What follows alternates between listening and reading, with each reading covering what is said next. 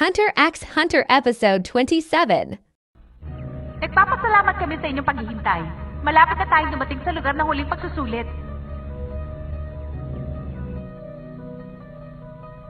Ang huling pagsusulit na ibibigay ko sa inyo ay isang tournament. Ipapakita ko sa inyo ngayon kung sino ang maghaharap-harap.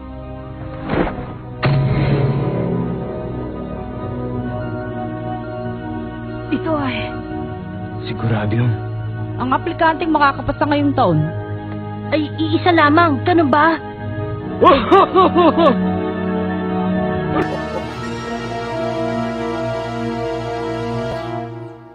Ano sa palagay ninyo? Hindi ba maganda ang ide ang naisip ko para sa huling pagsusulit? Yan ang... Hindi to maaari. Ibig sabihin, isang tao lang ang makakapasa?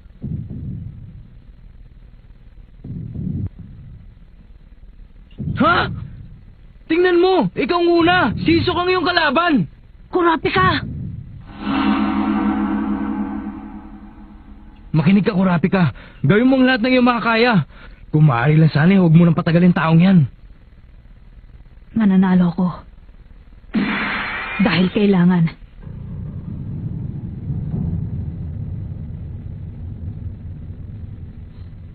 Huh? Masyado naman kayong kinakabahan. Sa huling pagsusulit, ang ating kondisyon ay isang beses lamang kayong dapat na manalo. Ha? Huh? Sa madaling salita, sa tournament na ito, ang mananalo ay hindi lalabang muli at ang matatalo ay aangat sa itaas. Kapag umabot sa tuktok ang isang aplikante, siya ay bagsak sa pagsusulit. Ibig mong sabihin, isang tao lamang ang babagsak sa pagsusulit na ito? Tama ka! At hindi lang yun, ang isang aplikante ay meron dalawang pagkakataon para manalo. Oh, talaga oh. Huwag mo naman kami takutin. Napakadali lang naman pala eh. Kurapika, 2 beses ka naman pala makikipaglaban eh. Ayos lang yun. Pwede bang tumahimik ka nga muna dyan? Wala rin akong tiwala sa sistema ng tournament na ito. Hindi kasing dali ang sinasabi mo. Makinig kayo! Kung meron kayong katanungan ay hindi muna masasagot ngayon. Ang una kong gagawin ay tatawagin ng mga pangalan na magkakaparis na manlalaro. Kaya makinig kayong mabuti sa aking sasabihin. Ang unang pares! Ang may numerong 44, si Ginoong Hisoka!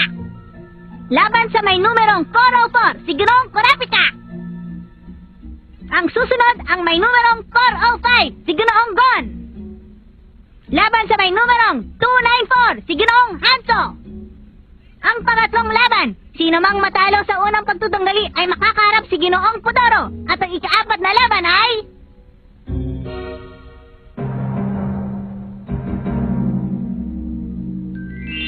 Ngayon ay maaari na kayong magtanong. Ang tanong ko, paano kung hindi patas sa magkatunggali? May katwiran ang tanong mo ah. Ang pagpiling ginawa ko sa tournament na ito ay depende doon sa naging resulta ng mga naunang pagsusulit. Sa madaling salita, kapag maganda ang record mo, mas malaki ang iyong pag-asa na magtagumpay sa tournament na ito. Teka, hindi na yata tama yan ah. Ano yun? Ipaliwanag nyo nga kung paano hinusgahan ng mga aplikante. Hindi maaari. Bakit naman? Kung paano namin ginawa yun ay hindi na kailangan malaman pa ng kahit na sino man. Sige na nga, pagbibigyan ko ng kahilingan mo, bata.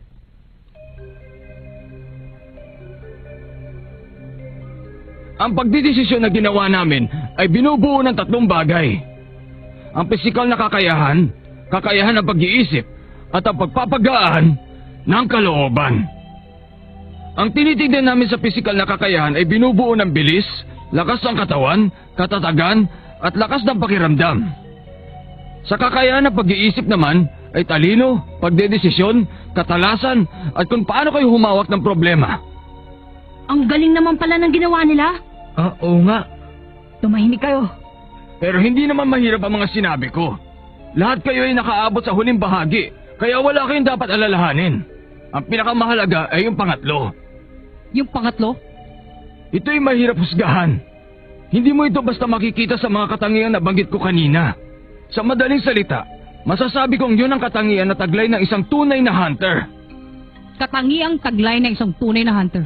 Siya nga pala, ginamit din namin sa pagdedesisyon yung pag-uusap natin noong nakaraang araw. Yun lang. Killua, huwag mo ako intindihin. Siguradong mas mataas ang markang nakuha ko sa pagsusulit kaysa kay Gon. Pero mas mauuna pa siyang lumaban sa akin. Ang totoo niyan ay hindi ito kasing dali ng sinabi niya. Sigurado ako nagugunan na ngayon si Killua kaya ganyan ang reaksyon niya. Kung meron pa kayong tanong, itaas lang ang kamay. Ako! Paano kami maglalaban? Meron po bang patakaran? Wala. Hindi rin kayo mahihirapan sa inyong pakikipaglaban. Maaari niyong gamitin ang kahit na anong armas na gusto niyo. Kapag sumuko na ang kalaban, panalo na kayo. Kaya lang, kung tatapusin ninyo inyong kalaban, madidisqualify kayo ora mismo. Kapag nangyari yun, ang lahat ng kalahok ay makakapasa na kaagad.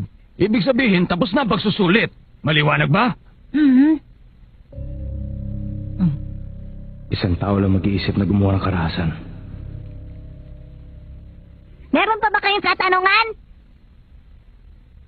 Sige po, Mr. Chairman, magsalita na kayo. Sige!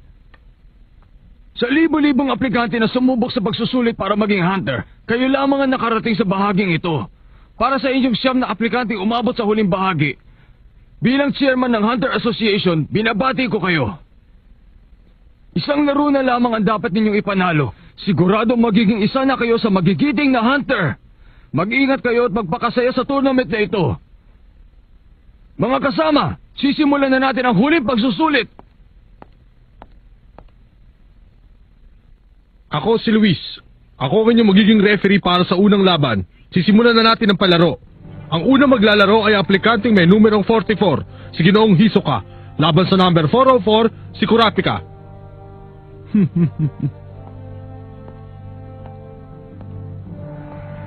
Palunin mo siya!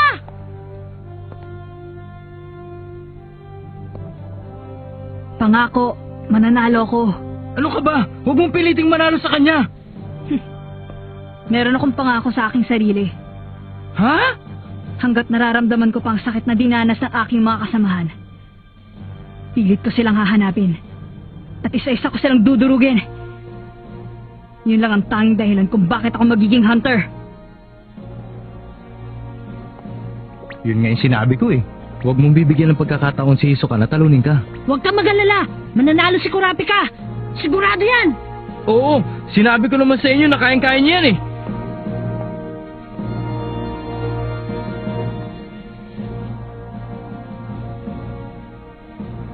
Ang marangal na mandirigma ng Kuruta at ang pinakamasamang salamangkero sa kasaysayan. Kung titignan mo ang kanilang kakayahan, lamang si Hisoka. Pero ang batang mula sa tribo ng Kuruta ay hindi rin pangkaraniwan. Nakakatuwa talaga ang mga aplikante ngayong taon. Nagugutom na yata ako. Handa na ba? Simulan na!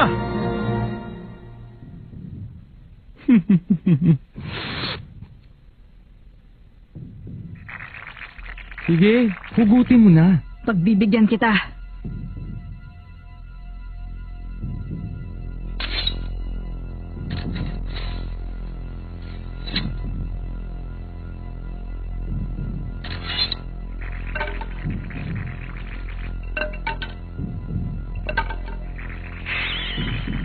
Mag-iingat ka. Hawakan mo mabuti ang iyong armas. Baka bigla mo mabitiwan yan.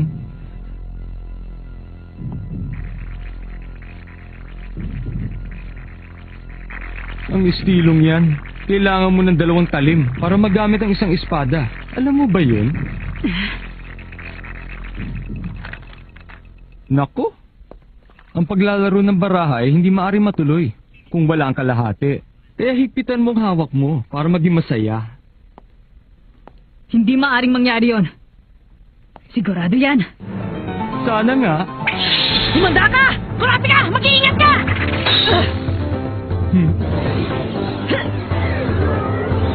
Sa likod mo! Alam ko yun! Mabuti naman. Handa ka sa laban.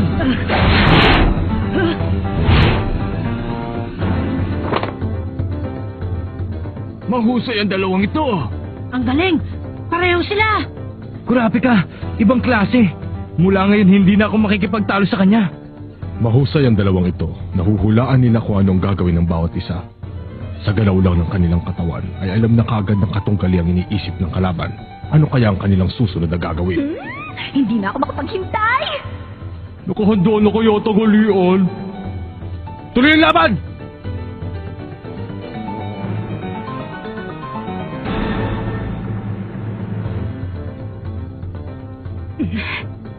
Si Hisoka kaya ang unang susugod? Lalabas na ang tunay na kakayahan ng salamangkero. Oh, makinig ka ha. Meron ako isang bagay na gustong sabihin sa'yo. Ano yun? Alam mo bang, ikaw ay kanina ko pa tinalo? Paano mo naman nasabi yan?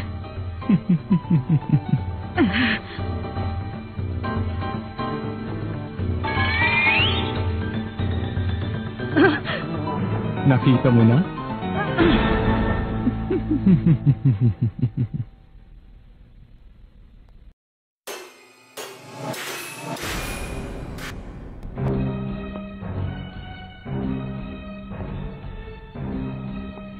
Kurapika!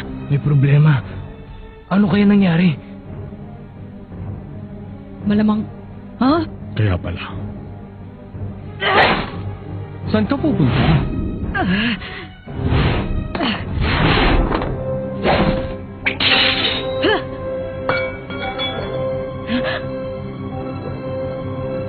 Sabi ko na nga ba, meron ng pitak ang kanyang espada.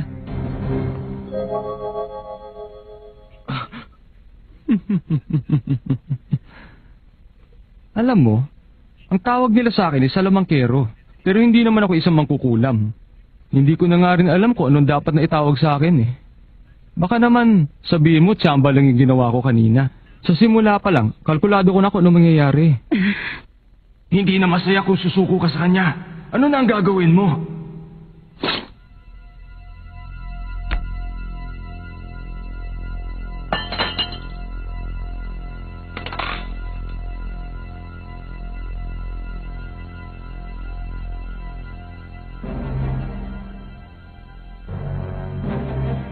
Kurapika! Itigil mo na yung Kurapika! Huwag mo nang pwersahin ang sarili mo! Ireserva mo na lang ang titira mong lakas para sa susunod na laban! Kurapika! Magaling. Wala ka talagang balak na sumuko, ano? Meron din akong isang bagay na gustong sabihin sa'yo, Hisoka. Tama ka na malaking bawas sa akin ang pagkawala ng isa kong espada.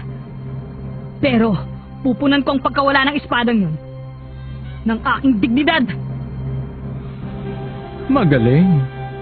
Humanda ka! Heto na ako! Wala na akong magagawa.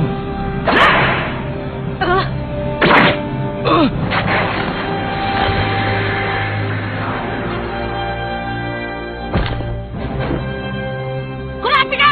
Hisoka! Ano ka ba? Nakalimutan mo yata! Kapag tinapos mo siya, sigurado hindi ka na makapasa! Kaya nga pilit ko pinipigilan ang sarili ko eh. Sana lang isumuko na siya habang maaga pa. Tama ba?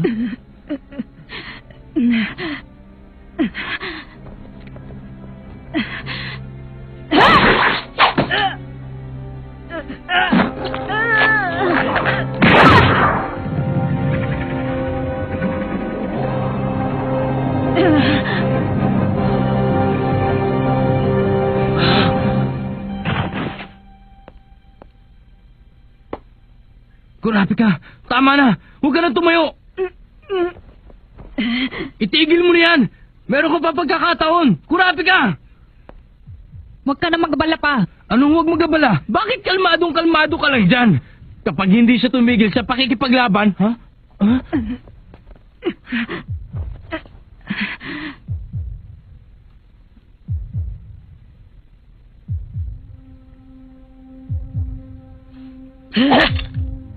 Ang maaari lang natin gawin ngayon ay manood hanggang matapos ang kanilang laban.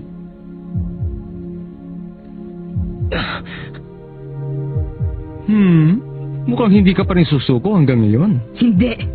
Alam mo, pwede kang mamatay. Talaga ba'y pagpapalit mong yung buhay para lamang mapabagsak ako sa labang ito? Hindi mangyayari yun. Masyado ko naman yatang malupit. O baka naman, iniisip mo na mapapasuko mo ko. Ano sa palagay mo? Gagawin ko kaya yon? Pasusukuin kita! Gagawin ko yon! Gamitin mong muli ang iyong baraha kahit na masira pang muli ang aking espada! Talaga? Ha! Masyado pa mainit. Ha! Ha!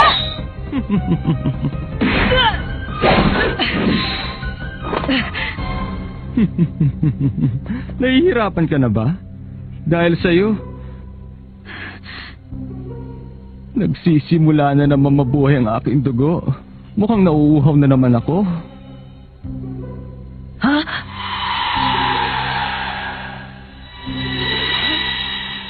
Nagugutom na naman ako sa ginagawa mo, bata.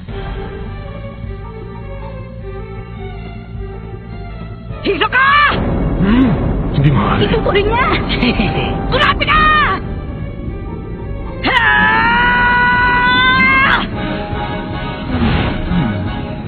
Ha!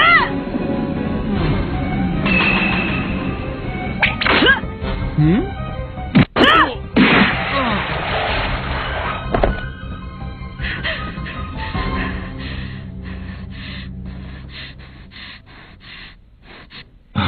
Parehong mahusay ang dalawang to.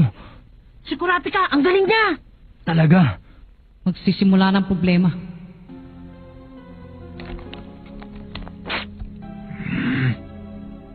Ano nang nangyayari sa'yo, Hisoka?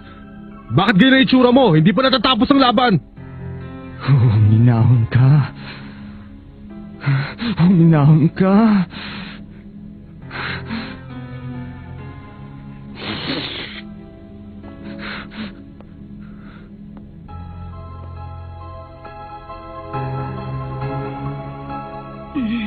Nakakatakot ang mata niya. Mag-iingat ka! Ha? Ha?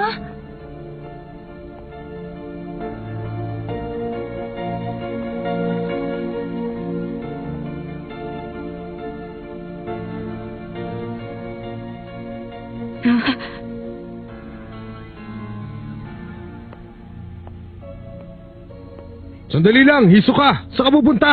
Hindi pa tapos ang laban. Sabihin na nating natalo ako sa kanya. Ano? Babawi na lang ako sa susunod na laban. Pwede naman ako sumuko, hindi ba? At tama ka. Ikaw ang bahala. Sa unang laban, ang nagwagi. Ang number 44, si Kurapika. Hindi ko na maintindihan kung ano nangyari. Basta nanalo si Kurapika, hindi ba? Parang ganun na nga. Yay! Nalampasan na niya pagsusulit! Siyang una nakapasa sa hunter exam! Tama ka. Akala ko ihahantong ito sa madugong katapusan. Ano kayang sinabi sa kanya ni Hisoka? Ang galing! Nalito ako sa huling bahagi ng laban, pero magandang ipinakita nilang dalawa! Kailan ba kami kakain? Ang pangalawang laban ay magsisimula pagkalipas sa 30 minuto. Ang lahat ng manlalaro ay kailangan bumalik dito para sa ikalawang laban. Maaari muna kayo magpahinga.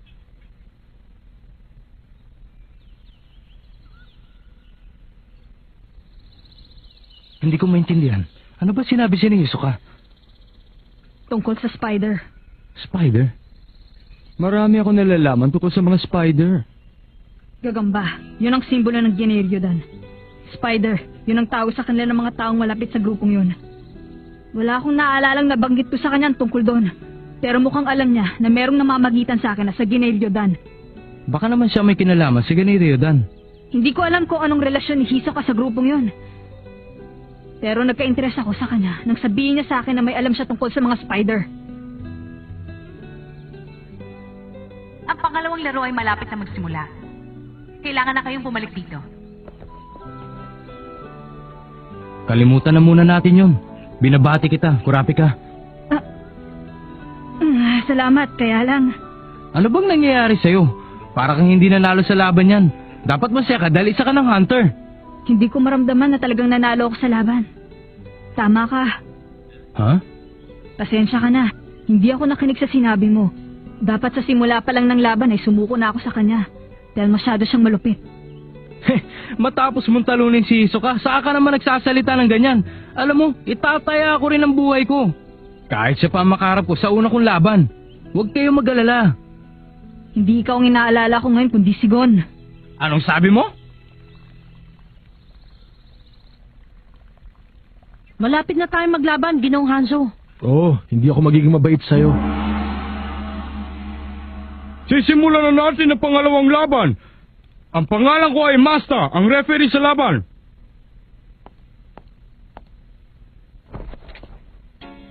Ang pangalawang laban, ang may numerong 294, si Ginoong Hanzo. Ang kanyang kalaban ay si Gon. Kailangan kong gayahin si Kurapika. Ako mananalo sa labang ito. Manda kayo! Simula na! Ang laban!